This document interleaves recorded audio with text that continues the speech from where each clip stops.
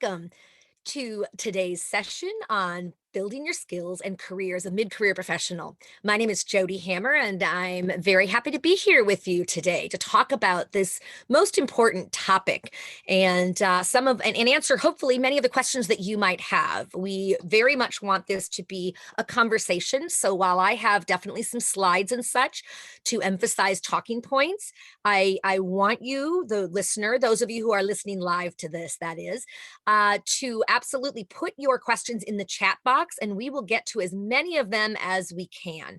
My colleague Danielle is joining us on the back end, helping from behind the scenes. Thank you so much, Danielle, for being here and helping us keep track of the chat box questions as they come in. So again, thank you in advance for any of and all of the questions that you have. So I am the career services specialist for NPCA's global reentry program. So I have the distinct privilege to work with you, the RPCV job seeker and career changer and midlife professional. Our services are not limited only to the evacuees, for example. We came into being at that time, and we've definitely expanded our reach, and we are doing a lot of programming for folks who've been back longer as well. So we hope that you'll get a lot out of this, and we're always looking for ideas on additional topics to promote, to feature. So let us know if you have any suggestions. You can always email careers@peacecorpsconnect.org, and in the subject line, put webinar topic. And I'd be happy to try to accommodate that for you, okay? So today we are going to talk, as I said, about, building your skills, moving up, moving on as a mid-career professional.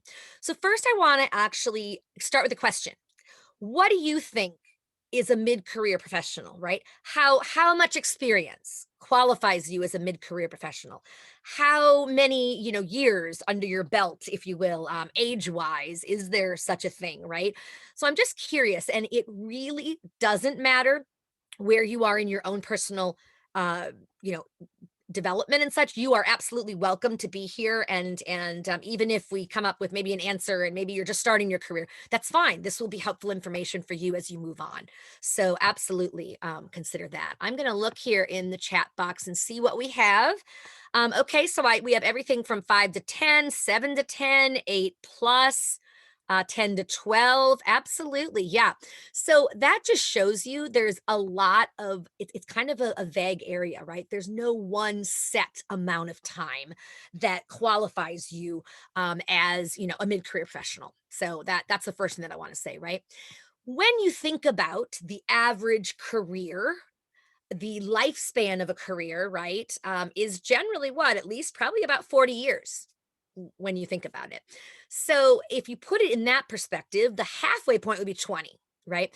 But you mid-career professional, generally I hear people refer to it more as like maybe 10 to 15 years of experience, right? Or 10 to 20 years of experience, right? You're still maybe in that mid-career professional area, but oftentimes people move up and on to maybe more senior level positions once they've had maybe, that 10, 15, plus years of experience. And that very much depends on you. It depends on the organization and industry that you're working in. Some areas, there's advancement opportunities much sooner, right? And other areas, I always say it's also up to you in terms of what like, if you find your passion, I'm just going to use myself as an example. My passion is really doing job search coaching, right? And working with applicants, specifically the returned Peace Corps volunteer population that I myself so relate to as an RPCV myself. I love the population because you are resourceful and you take the ball and run with it. And just RPCVs are great people, right? And so I love the fact that I've been able to spend so much of my career working with RPCVs. Before I came on board here with NPCA, I was the I worked as the career development specialist in Peace Corps headquarters, running their career center when they had one. And I loved that job, right? I would have stayed forever, but they have term limits there. So imagine my complete, surprise and just I was so pleased to get a call from NPCA when they were talking and deciding to really roll out the global reentry program. And I am so happy here. I love it. It allows me to get back to working with you all, which again is my passion. What I mean by this story is for people like me who maybe have found their passion in what it is, I don't want to advance personally right now. I am at the level that I want to be. And for me, the level that I want to be at is much more of the client work, the one, the one-on-one or the, group facilitating, right? Training and development. I personally don't want to move up into the director role of, a career center because it wouldn't allow me to maintain that connection that is so important for me to feel that I'm making a difference. And it's just not my interest is not as much in strategic planning. And it's great. Those are great things. But I want to be more of that hands-on person. So it also depends, I guess what I'm saying, on you in terms of when you might be at, if at a level that you might be going into what might be considered a senior level position or not. Don't feel guilty if you don't want that. It's okay. So come talk to me. All right. So let's continue moving on here. Just defining mid-career professionals. Really, it's less age dictated than experience. Some people get into a career and they like just they skyrocket really fast, right? And they become maybe a senior level person much faster than most people. So they might be very young and be a mid-career professional, and at a senior level, that type of thing. But the typical, if you're thinking, okay, what's your, what's a typical age? It would probably be, more like the 30 somethings, assuming maybe you did more of the traditional, going to your undergrad or whatnot, your school, after high school, and then, getting in the job market, pretty much after that. That would take you to probably the 30 something to 40, whatever range. So again, please continue listening. If you don't fall into that range, it does not matter whatsoever. And a lot of what we're going to cover is going to be applicable regardless. Okay. So I wanted to show this as kind of an overview, right? Of because I'm focusing on really personal and professional development, and we're going to talk about really what is that? How are those the same and different for the mid-career professionals? So looking at this kind of this graphic, there's some really good graphics for career planning, and so I like to pull some of those and use them. Of course, giving credit, as possible. And there's, for example, in this one, you have, this shows more of that lifelong approach, right, to your continued development, because career development is not something that you just do when you're looking to get a raise or a promotion, right? Career development should be something that you're doing from the get-go, we recommend, and through the course of your life to really be able to gain additional skills that are helpful for you if and when you want to move up or around, all those things. So part of that is really the self-awareness, right? Like looking at who you are and the kind of person you are, right? The kind of personality, what your aspirations are, what are you looking for, what kind of a career is what you're looking for. And guess what? That may very well change, and that's okay. And that might be why several of you are on this call, because you see yourself as a mid-career professional. Maybe you've had several years doing whatever you're doing and you are considered maybe an expert in it, or you've got it, and maybe you're bored.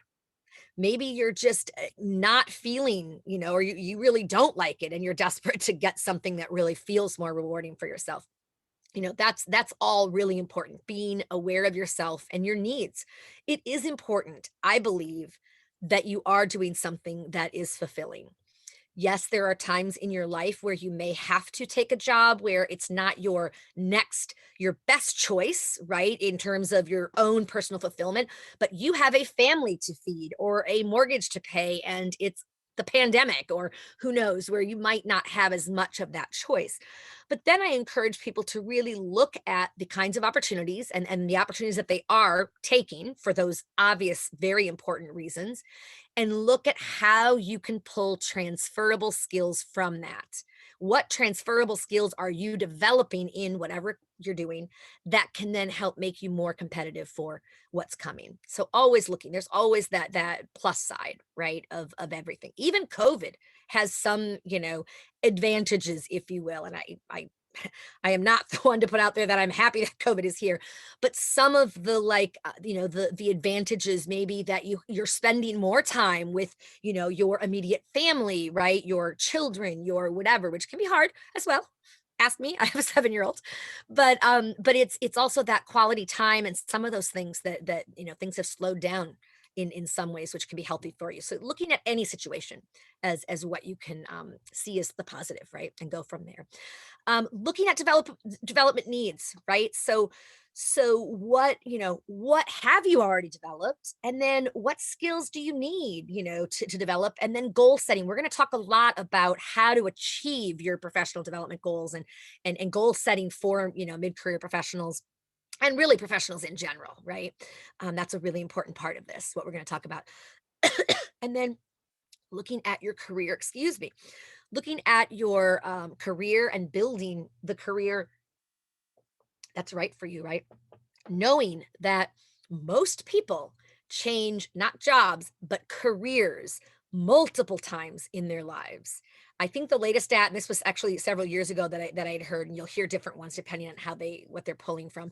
But I've heard like 7 careers, not 7 jobs, but 7 distinct careers. That's a lot of change, right? So don't feel like some people get really bogged down by, well, I don't know what I want to do for my career, and they feel very like I have to choose it wisely because this is the rest of my working life. And that's just not true. At any moment, you may decide it's not for you or you want to do something else. And that's great. That's the part that I love about today's day and age compared to our parents, my parents, or certainly my grandparents, where they worked one job their entire life.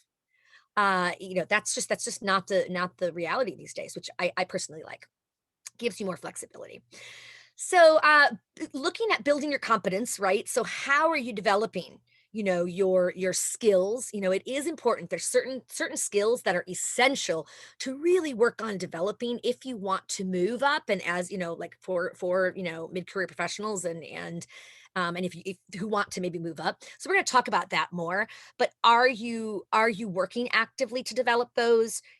Are you finding what you need, identifying what you need to improve in and going from there? So I just like that graphic because it's kind of I guess it's kind of the 15,000 feet view, right? The big view. So as I said, personal development, right?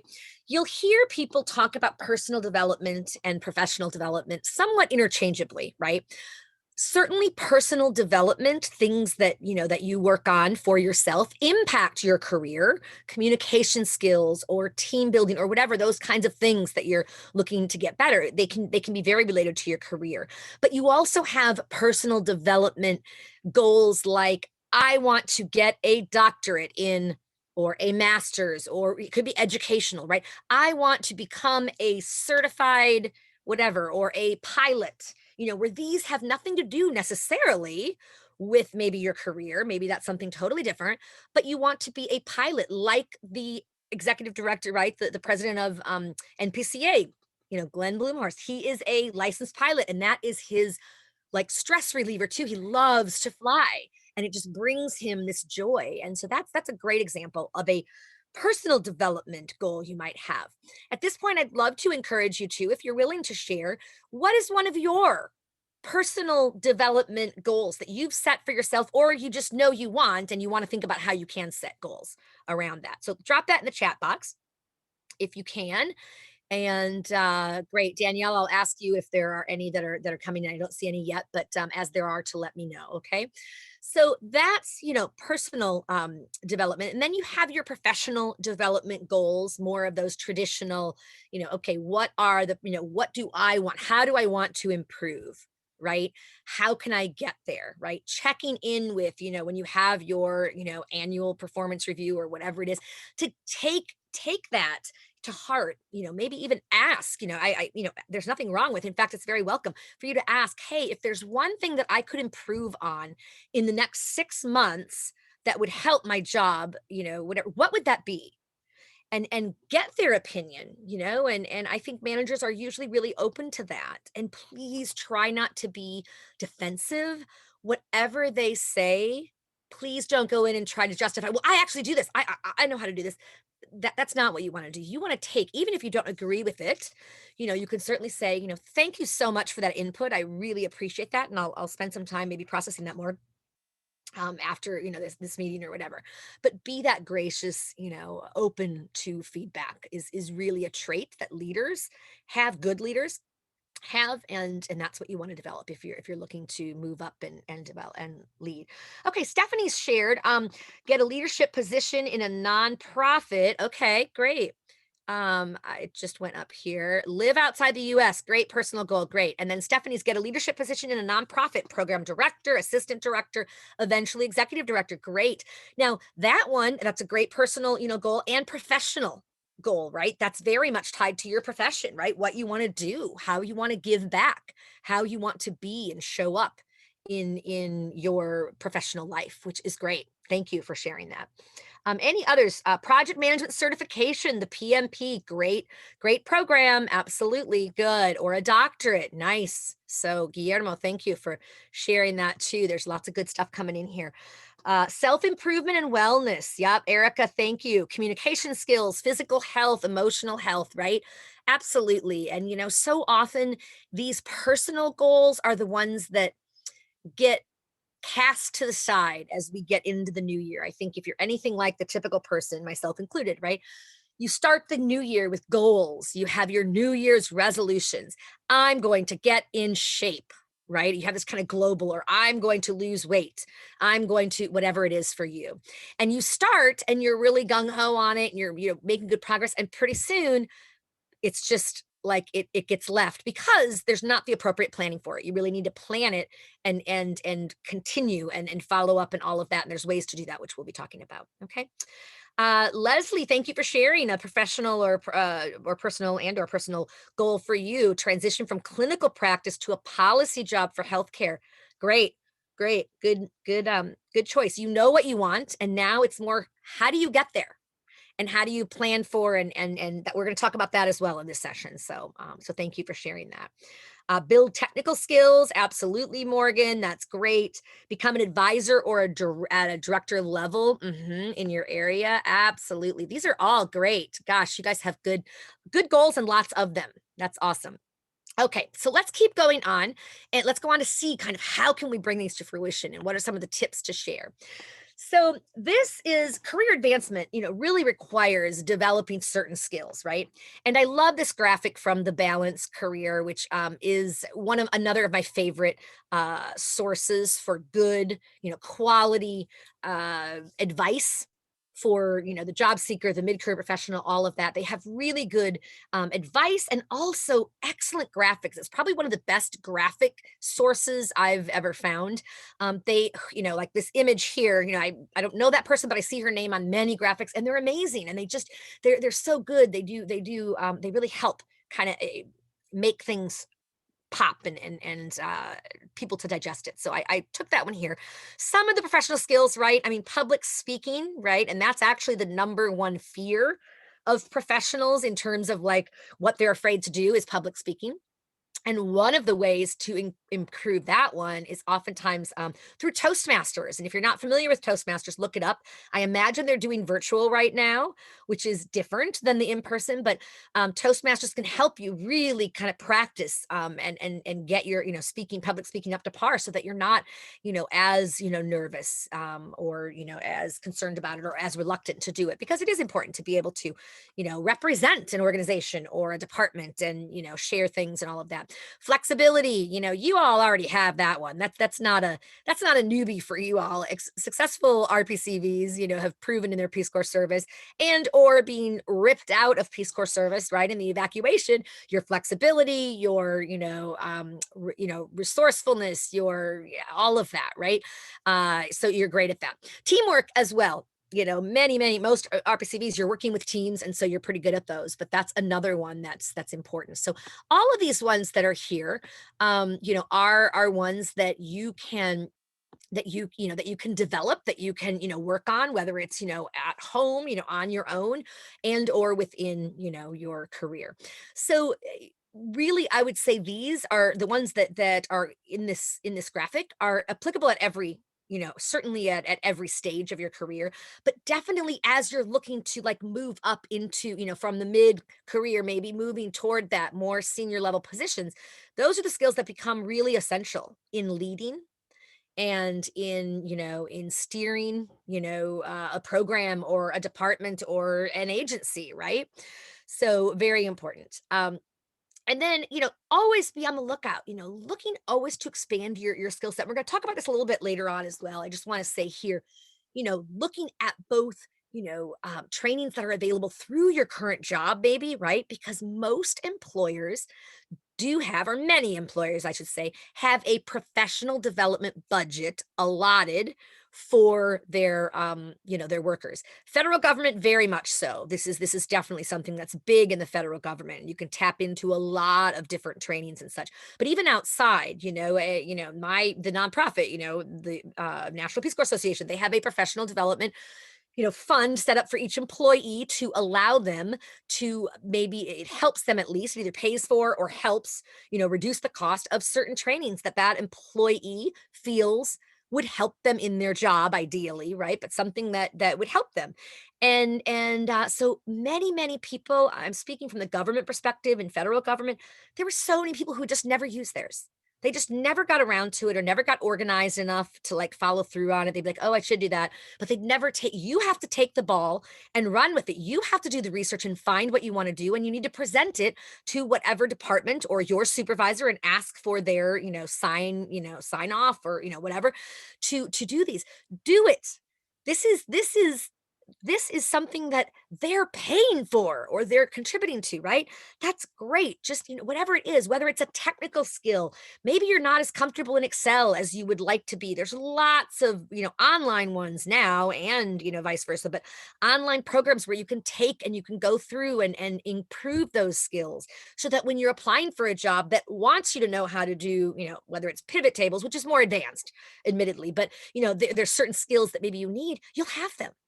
So definitely taking advantage of that. And then volunteer roles, I put this here, and yes, I know we're talking about mid-career professional development, and yet I have on here as a bullet volunteer roles and internships. I mean, that's something that most people associate with new grads. Like, okay, you can augment your experience and beef it up by tapping into internships, by tapping into, volunteer roles.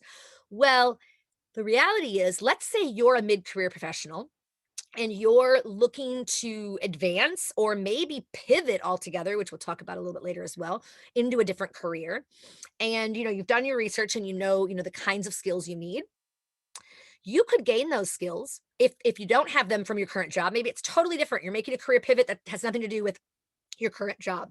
You might find that you can develop some of those skills by in volunteer roles. And I'm thinking of roles like the affinity groups and the affiliate groups of Peace Corps, right? So NorCal, the Northern California Peace Corps Association, right? Or, they have a board and they have many positions, the comms position, communications director, or whatever they call it, right? The membership, special events, whatever. They have lots of different roles to play. And you could certainly, run for one of those, ask to, they're oftentimes desperate to find people who are willing to commit. They'll help train you. They can oftentimes, get you the information from the past person that can help, whatever.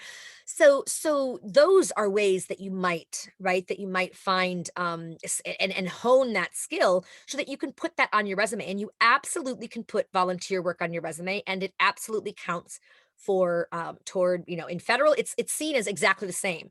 So if you have a year of, they'll do it by how many hours. I mean, if it was a year, if they're looking for a year full time and yours was 10 hours a week, right, that would be a quarter of the time. And then maybe you have some experience in another area that adds up to that too. But you can definitely tap, volunteer roles and even internships, externships, right? These, people just associate internships with, new grad, right? No experience, or a way to get experience. It's not just that. So it really is tap into those kinds of opportunities as well.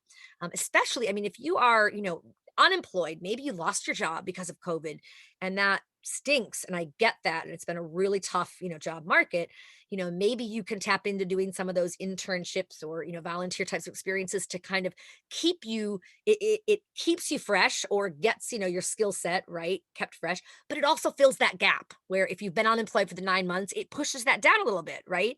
And it can help you, take the attention away from, although honestly, anyone who's been, who's lost a job in COVID, you don't really have to worry. Everyone understands the pandemic.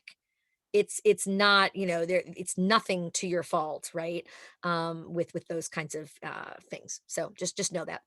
And then really the key with developing these different goals and with goal setting is it is goal setting and effective goal setting, and we're going to talk about that, and I'm going to show you a graphic that I absolutely an infographic that I absolutely love, and I've put it onto like 4 slides, and this one comes, you know this one comes from, the Muse, and it is, that's another of my favorite sources for career advice and all of that. So anytime I tell people when I'm talking to them and they have a question about, how do I pivot to a new career as a mid-career professional or whatever, do a Google search on that and then put in the Muse or balanced careers, and chances are they've covered the topic at some point.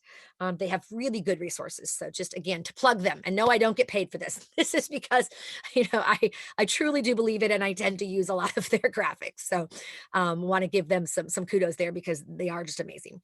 So how do you set professional development goals and reach them? And notice how I love how in this graphic and reach them is bigger.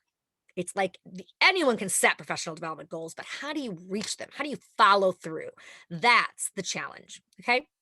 So start with your end goal in mind, right? So this requires you doing some reflection on where do I want to go from here, right? Okay, so I'm a mid-career professional. I've maybe been in this, whatever your situation is, I've been in this job. I'm feeling the need to make a change. I really want to work in XYZ instead, whatever it is. Maybe you know that, so you know what the goal is, right? What you need to find out a lot about that before you jump to a new profession. You want to research, and that involves many things. Doing research online to find out, okay, what are the organizations working in that, or what are the job titles in an organization like this? So what are the kinds of companies that you would consider? And what credentials do you need, right?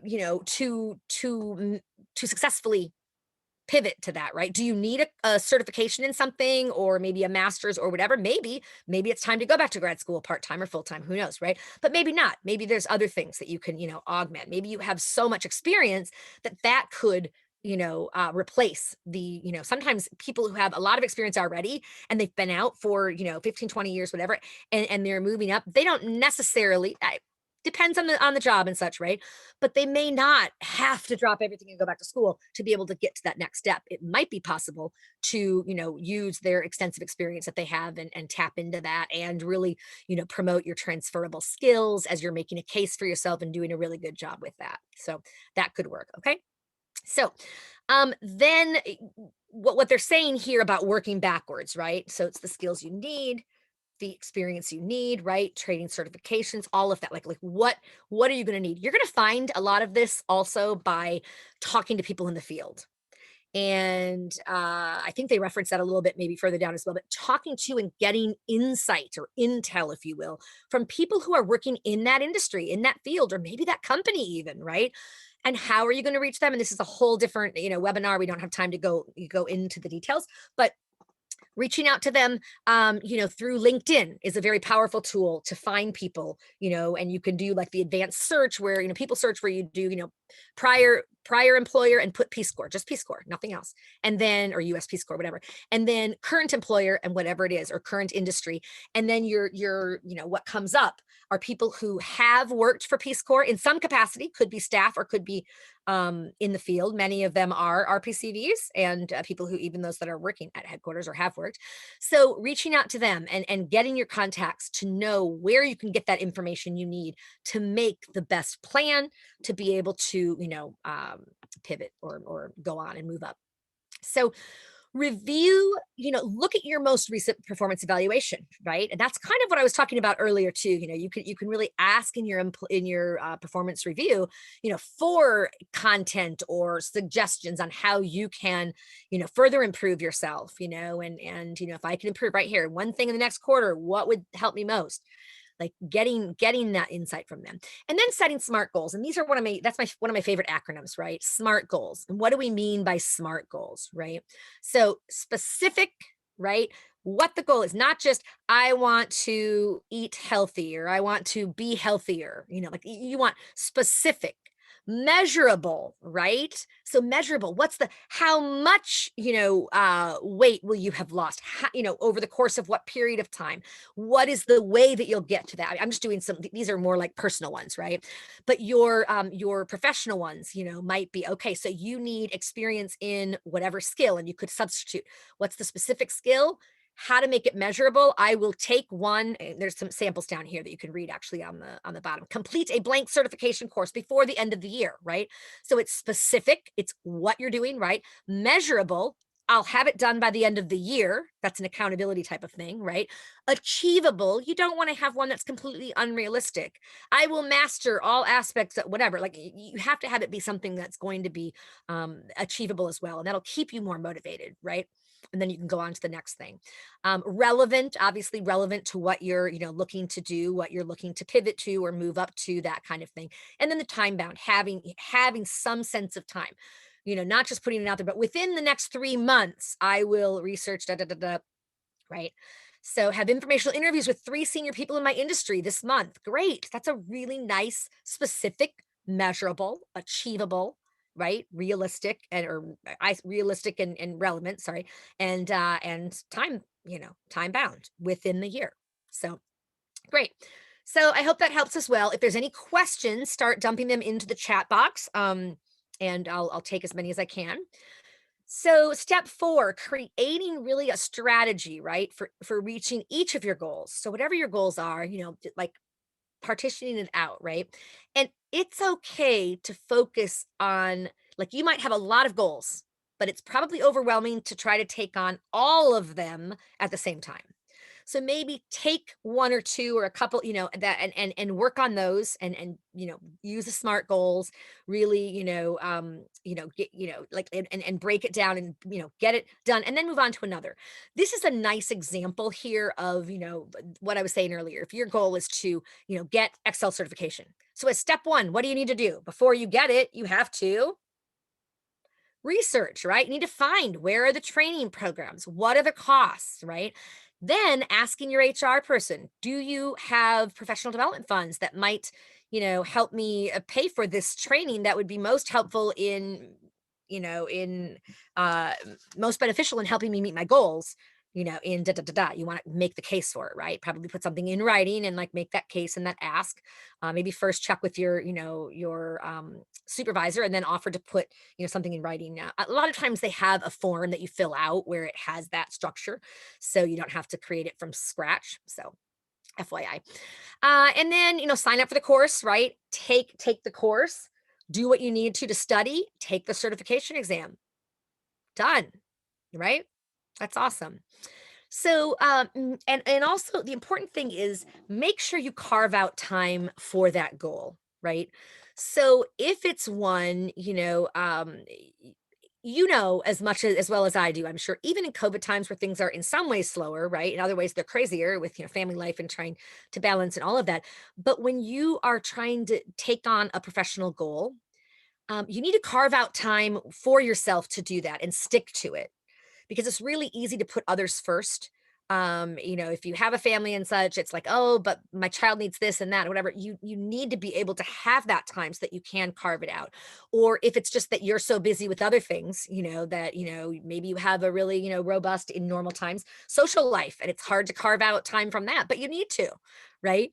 So setting aside time or taking out an activity that's maybe not as beneficial, right? I mean, I don't know the last time I've said TV's been beneficial. So maybe, cut down if you do watch TV, cut down maybe an hour, every however often to have this instead as your, to work toward your goal. It'll serve you much better than whatever TV program you're watching, most likely. Yeah. So, questions so far on any of this? I don't see any. Danielle, are there any questions that are No, coming there's in? none that no, there's none that I see in the chat. Okay. And then regularly checking in with yourself. I recommend that you set calendar alarms. You put it on your calendar so that it's visible when you have those times that you're blocking out. Block them out on your calendar so they can't get filled by coworkers or whatever. Like it shows as something you have going on, right? Or, in the evening or whatever. And then, have calendar reminders so that because it's very easy to, blow through those. Oh, yeah, I was supposed to study for that or research alternatives. And, here it is, 11 o'clock at night and it's time for bed. So, the other thing, the last step on this is really, checking in, like I said, regularly with yourself and like what I do is I'll put on my calendar, like, and then I have on my cell phone, I'll have a reminder message that's like check in, goals check in, self, and that will go. And then I say, oh, I have that. And it helps me to remember and keep on that type of a thing. Right. So it might be weekly, it might be monthly, it depends on what your goal is and all of that. One of the things that you might want to do for this aspect is consider getting an accountability partner. And that's the last thing that they shared actually about this as well is, and that can be really helpful because it's somebody else external who's holding you accountable, right? And it can be really kind of a fun type of thing to do as well, right? You can do that like check in. I was doing this actually with somebody who was, also in a job search at one point, right? We would just do like a weekly, quick coffee and we would just be sharing, okay, so this is what my focus is for this week and what I'm doing. And then we would check in the next week and they could ask us about it. And having that accountability structure changes everything because you don't want to go to the meeting and say, I haven't done anything. I just, didn't take time, right? That's wasting the purpose of this accountability relationship, right? And you can and certainly there are weeks where maybe you're like, sadly my week was completely blah blah blah by whatever, but here's what I'm committed to doing for next week. That's fine. But it gives you more, I think, incentive to get it done when there's somebody else that's going to be hearing that you're going to be sharing it with somebody else. Okay. So let's see. Are there any? I don't see any questions yet. Please do put your questions in the chat box, and we'll try to get as many as we can. Just briefly, I want to talk. This one was really on, that mid-career, professional development and moving on, thinking, and part of that is career change, right? Pivoting, in a career. And I do want to invite folks we are going to be doing our next boot camp. We did a boot camp last fall and it went really well. We did it as for designed, for the job search. So it was like boot camp for the job search process, right? And for job seekers. And what we found with that was that there were pockets of populations that it was hard to do together, if you will. Like the biggest divide we found was those who have no idea of what they want to do. And so they need more assistance in that. Like, how do I find out what I want to do versus I know more or less what I want to do. It's how do I get there? And so that boot camp was more the first session. There was some of both, right? But then it was more, went on to resumes and how do you do this and how do you reach that? And what do you need to keep in mind? And, all that kind of thing.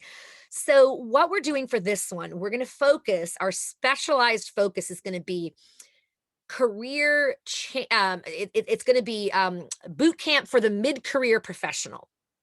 So we're going to kind of try to focus more on the mid-career because we didn't really get to focus on that specific aspect as much, right? It was just kind of the general, which is fine. But what we're going to do is we're going to have the option. So that's going to be a 4-week course. It's going to start actually. I think it's the beginning. No, I'm sorry. It's March 17th or 18th. We're figuring out the best day time. And that's going to be the 4-week starting, right? But we're going to offer first for those folks who don't really know what they want to do. We're going to offer a 2-week pre-boot camp kind of boot camp, if you will, right? To help people a little more, and just have 2 sessions a week apart with homework in between to have people help them to find a little bit maybe more direction, at least, some options and such, right, for you to consider before you get into that traditional boot camp focusing on the mid-career professional. for the 4-week series. So for you, maybe the person that doesn't know as much, it would be a 6-week cycle.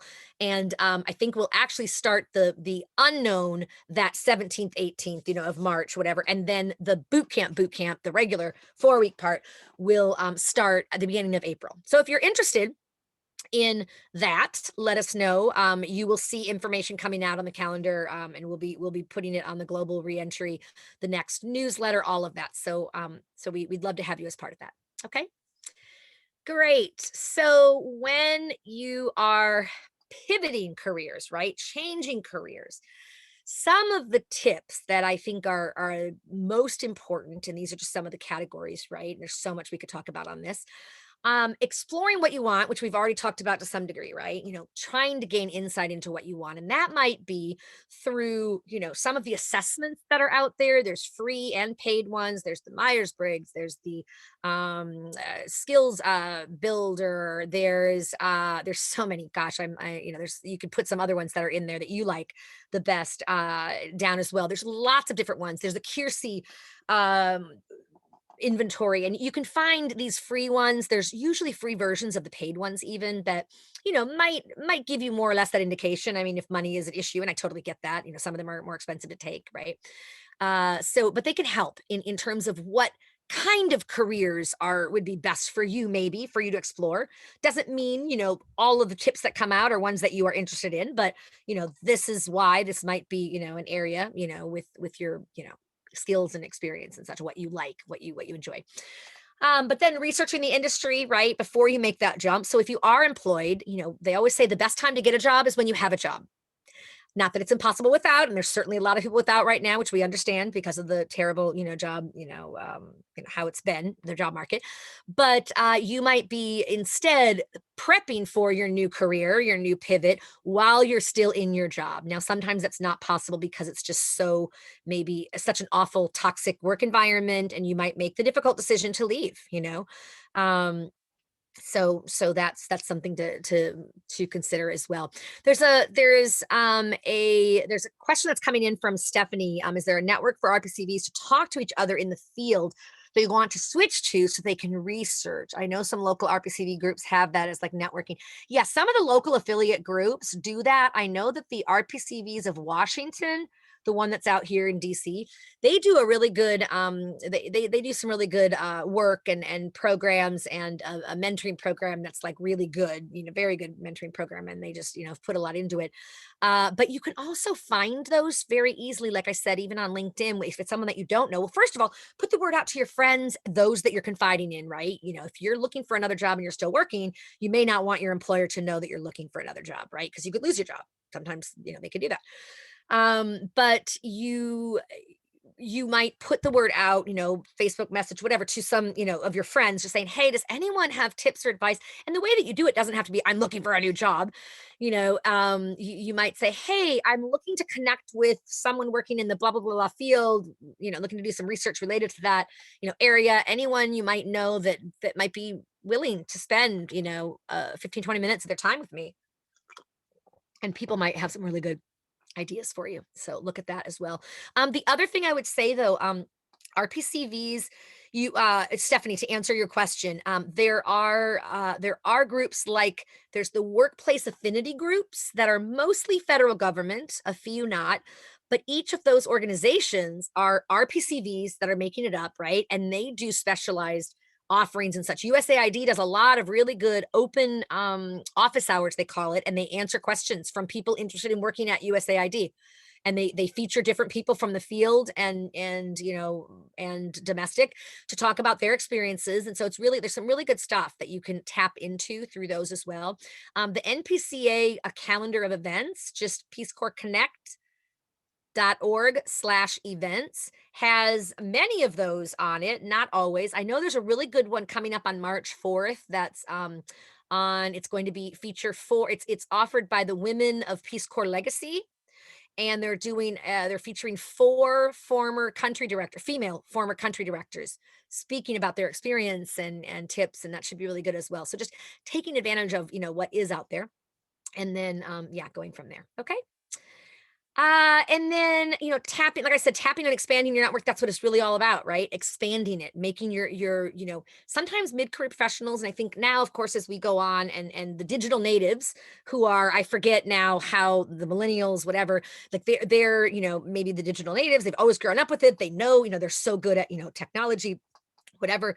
They're very good at expanding their network maybe and really comfortable with it. And people who maybe are, in their 40s now, 50, not as you might have the accounts, but you might not be as like prone to just, go and research and do all of this and whatever. And so it might not come as naturally. So looking at ways to get more comfortable in that. It really is important to emphasize as a mid-career professional things like, your online presence. So your LinkedIn URL should be included on your resume generally in my mind, right?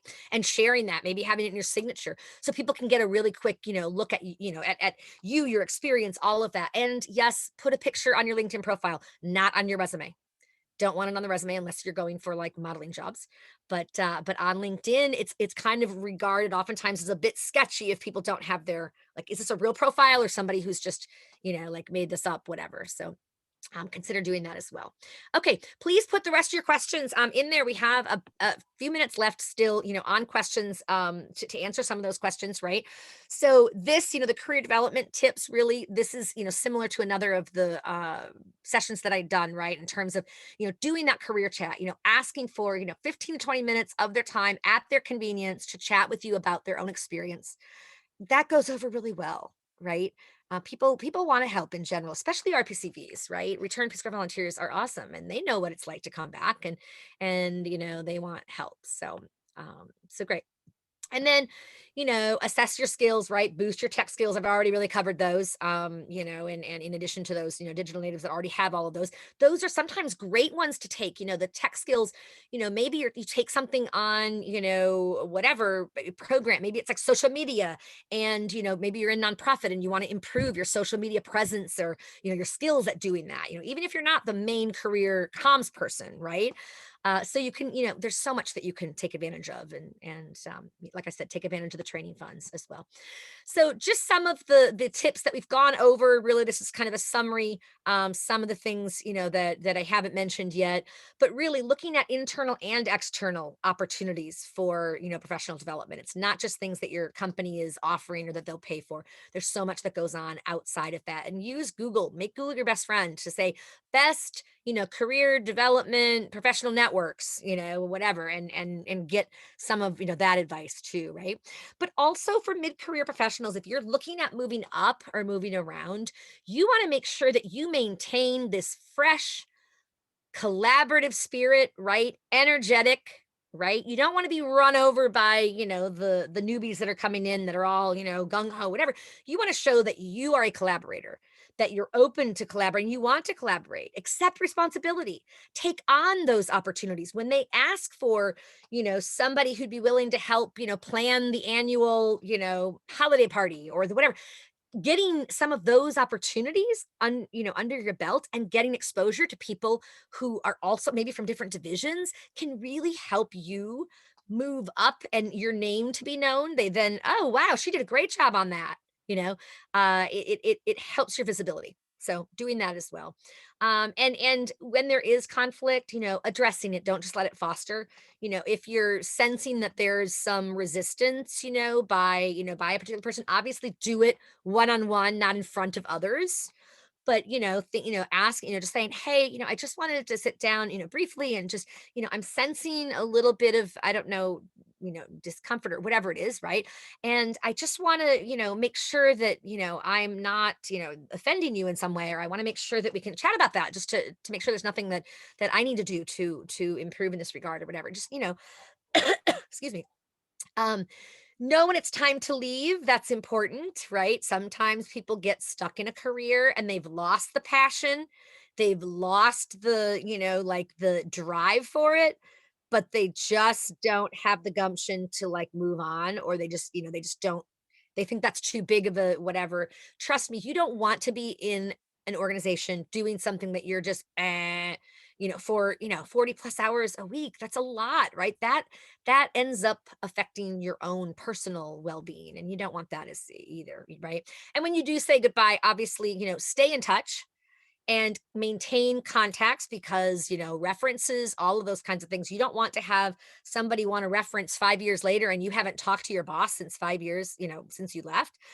Shoot him or her a greeting. Maybe it's a holiday card, maybe it's a whatever, and just stay in touch with them so they're more in touch with where you are and what you're doing, which will make it much better and easier for them to serve as a reference still and remember you. Okay. Great. I know that we are almost at the top of the hour, so I want to look and see if there are other questions that have come in. I haven't seen any additional ones, so please, this is your last chance to put them into the chat box there while I go over a couple of these other slides here, right?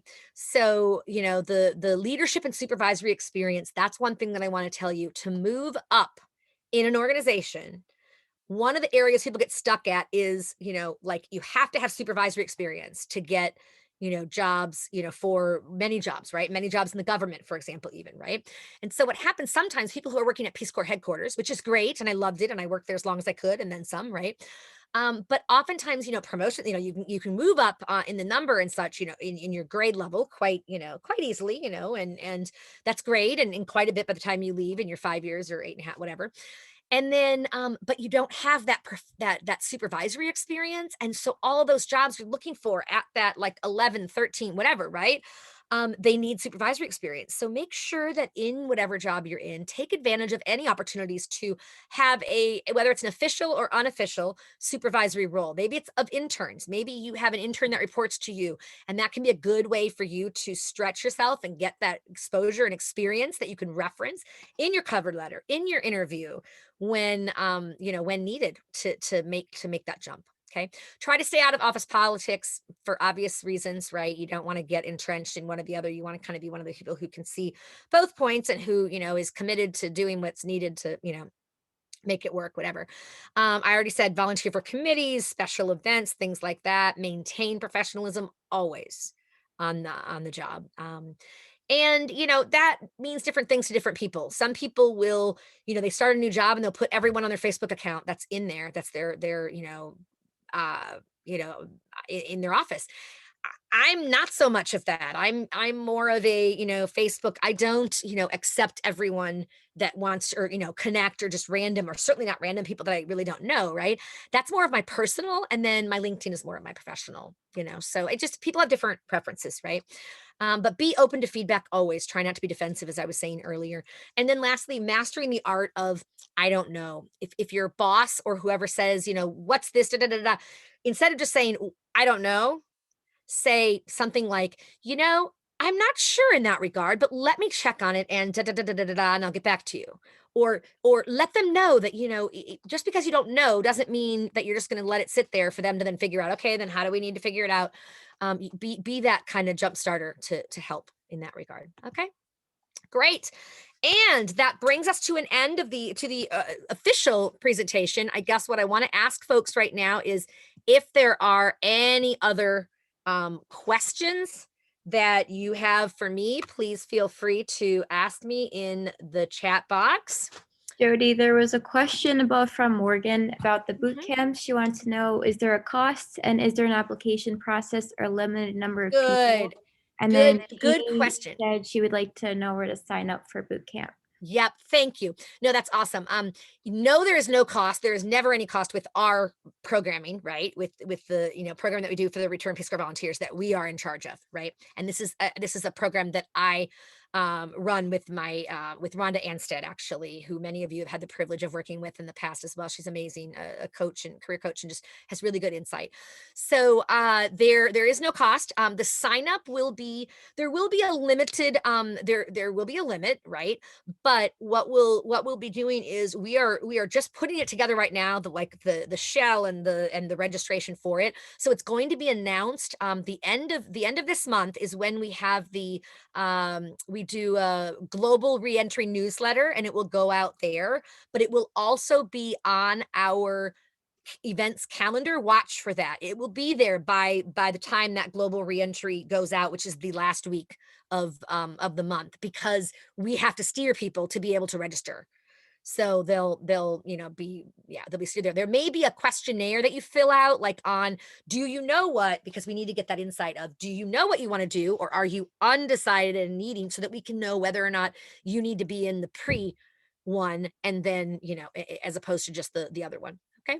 And I think I'm not sure how many we can accommodate. I think last time we accommodated up to, we said 30, and we actually ended up doing up to 40, right? But you will be fine if you sign up, in the beginning and such. And if we have too many, we'll see about how we can maybe accommodate and do, whether it's, two sessions or whatever, or repeat it. So don't worry. And you can always reach out to me as well if you need to. I'll put my Danielle, actually I can put it in here. I'll put my email in the chat box for folks, the shortened one.